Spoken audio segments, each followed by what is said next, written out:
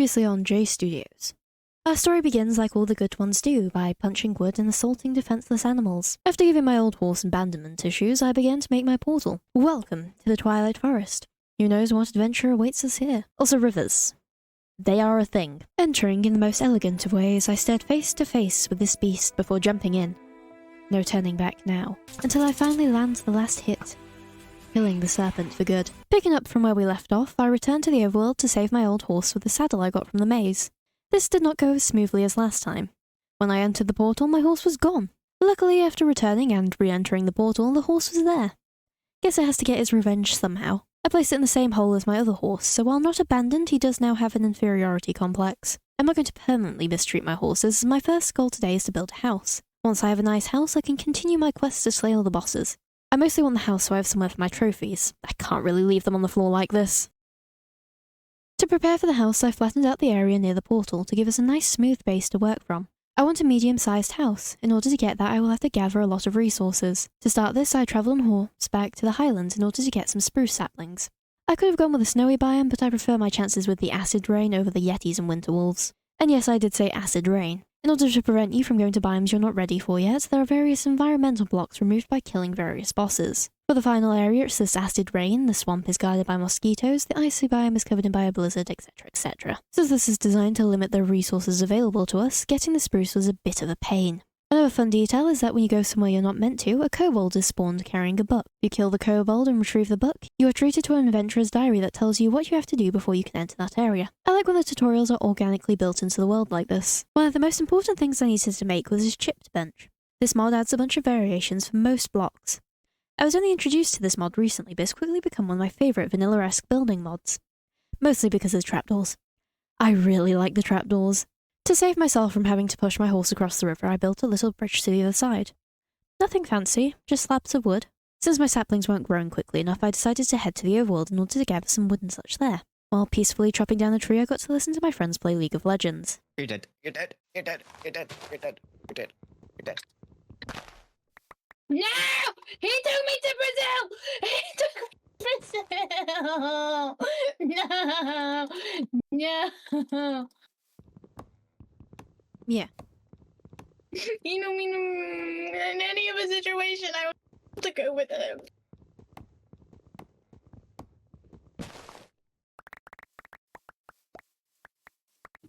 That chakra is really f***ing annoying, and I hope he dies. If he took less time to yap and more time to actually play the game, we wouldn't be that far behind.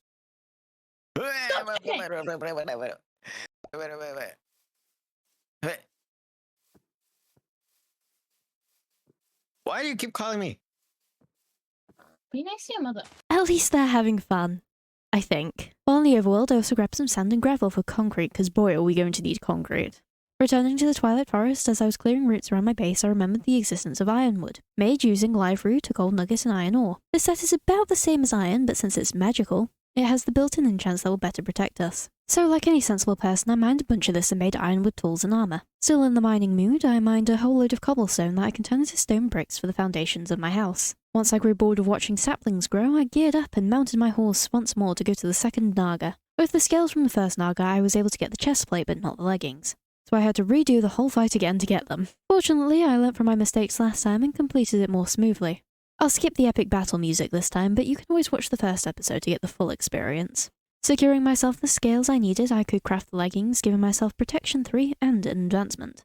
I also got another Naga head, so my old one won't be lonely. Still feeling productive, I headed over to the small hollow hill near my base. One of the easiest ways to get a lot of resources here in the Twilight Forest is to enter one of these. While they appear on the surface to be regular hills, they are actually a dungeon containing lots of ores, treasures, and mobs. There are 3 sizes to these hills. The larger it is, the more dangerous it is, but the more treasure it contains. I was in the mood for a full-on scrap, so I mined my way through the top few layers of the mountain, scoring myself a few stacks of coal and iron. This is more than enough for me to start working on my house without having to worry about not having an axe. This also means I can now show you the house. I actually designed the base of this house for a different modded server I was on that also had a fantasy theme. So obviously I wanted to build one of those cool, vaguely medieval houses that have been popular lately. Thing is I never got to use it properly, mostly because I couldn't decide on a roof.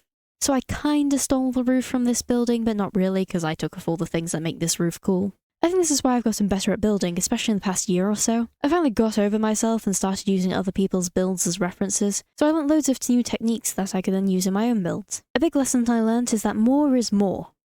If a build looks flat, just keep adding stuff to it. That's what I did with this build. It looked plain and flat, so I added the spruce columns, put trapdoors everywhere until it finally looked right. The one skill I still haven't learned is texturing, where you add other blocks to walls to make them look more interesting. It's not that hard in theory, I'm just really bad at making it look natural. But I'm going to keep practicing, and maybe in another year or so I'll be even better at building. And hopefully better at time lapses, because this was a mess to stitch together. I was kind of tired while building this, so I kept forgetting to hit record or to stop recording.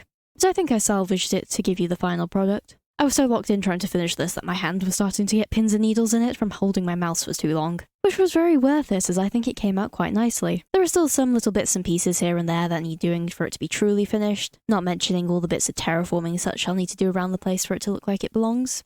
Also, the inside is completely empty. But hey, at least my Naga schools have somewhere to live now. I also made way too much concrete, so I guess I'll have to build a summer house or something. To start with the decorations of my house, I built a stove and a kettle, because I am nothing if not a British stereotype. Thanks to Farmer's Respite, a Farmer's Delight add-on, we can use a chopping board to chop up some roses into rose hips. These can then be placed in a kettle with water over a heat source to brew rose hip tea. I'm not just brewing this because I enjoy the casual comforts of the overworld, I'm brewing this because it provides 10 seconds of regeneration. Hopefully this will help me survive the tower for at least a few minutes. Alongside my tea party, I cooled my chicken hole for feathers to craft arrows. And with that, my preparations are complete and I'm ready to take on the tower. The tower is broken up into the main chamber and then several side rooms. To get to the Lich, I have to climb to the top of the tower while destroying mob spawners and killing books. This didn't go as well as I had hoped. Turns out books do a lot of damage for some reason.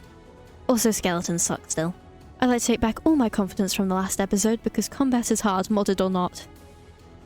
After some running back and forth in and out of the tower, I finally made some progress destroying the spawners. As I went up the tower, I blocked off the rest of the side rooms as I didn't want to be jumped from the side while fighting. Once the main tower was completed, I approached the top floor and the Lich appeared before me, before inviting his friends to the party. Like the Naga, this fight has stages. This is the first. The Lich and his clones will attack you with magic and fireballs. This was the very hardest part of the fight. The fireballs did a lot of damage and I wasn't regenerating very quickly even with my tea. As you can see, the Lich is surrounded by a shield. The shield makes him completely invulnerable. After so many hits, the shield will break, allowing us to damage him. This is a lot easier said than done, especially when they chase you out of the main room. I decided that the best thing to do is to lure them back up into the main room. But they didn't follow. So, like any sensible person, I broke a hole in the floor and started shooting. This allowed me to deflect his attacks, destroying his shield and get the first few hits on him as we entered the second stage. The clones are gone now and instead are replaced by zombie minions that gave me quite a fright when they first spawned. Soon after this phase started, he teleported back into the room and forced me to fight him, face to face. This phase went a lot quicker than the last, as I largely ignored the zombies and targeted the Lich himself, leaving us with the last phase. The Lich stitches the magic and charges us with a sword. Like any sane person, I tried to keep my distance from the madman with a sword, and pinned him into a hole, dealing the last of the damage. The Lich of the Twilight Forest was dead, the forest is freed from his curse, and his head will make a fine decoration in my house. Alongside the skull I got a Twilight Scepter. The sapphires magic bolts. There are 4 in total, all doing different things, so if I feel really insane I can pursue the other towers in order to complete the set. After my victory I tamed a dog, bringing my house up to 3 decorations. The dog will also need a name at some point. So will the horses probably. I'm not naming the chickens, I'm not that attached to them. But anyways, now that the Lich is dead, we can do one of 3 things. We can fight the Hydra, the Urgas, or the Snow Queen. I'm going to follow the original progression by fighting the Hydra first. To do this, we must find the labyrinth deep within the swamp and slay the prisoner within. All this and more in the next episode. I'll ask little something before you go. The tower was on fire during this. I don't know how or what caused it. The Lich hadn't been summoned yet, so it wasn't him. And I don't think it was lightning, it was just burning for some reason? Anyway, hope you enjoyed and have a good night and all that.